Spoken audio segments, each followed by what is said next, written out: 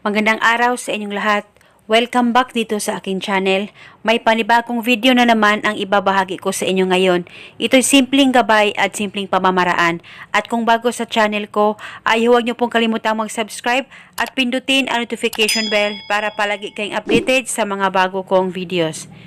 Mahal na mahal mo ba ang partner mo? Pero ikaw ay hindi mo nararamdaman na mahal ka rin niya. At gusto mo ba na kayong dalawa ay magmamahalan sa isa't isa? At ganun din sa iyo ang taong mahal mo na ikaw ay mamahalin niya ng sobra-sobra. Nang sa ganun kayong dalawa ay magmamahalan habang buhay. Pues gawin mo itong ritual na ibabahagi ko sa inyo ngayon.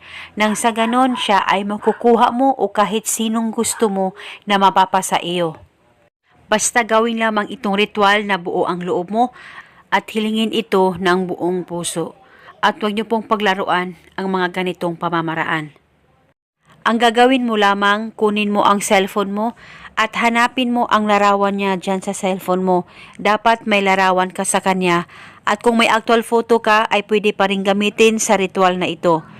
At pagkatapos, pakatitigan mo ng maigi ang larawan niya dyan sa cellphone mo.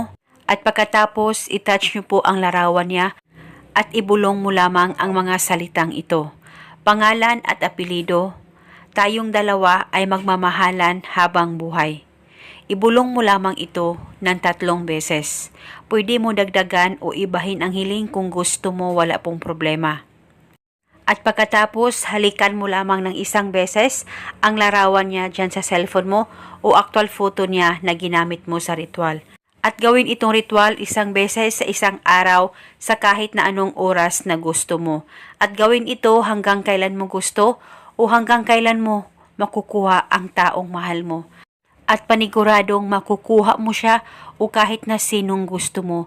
Basta mabuti lamang ang hangarin mo sa kanya. At kung kayo ay may katanungan, mag-comment lang po kayo sa baba. Maraming salamat po sa panonood. May God bless us all.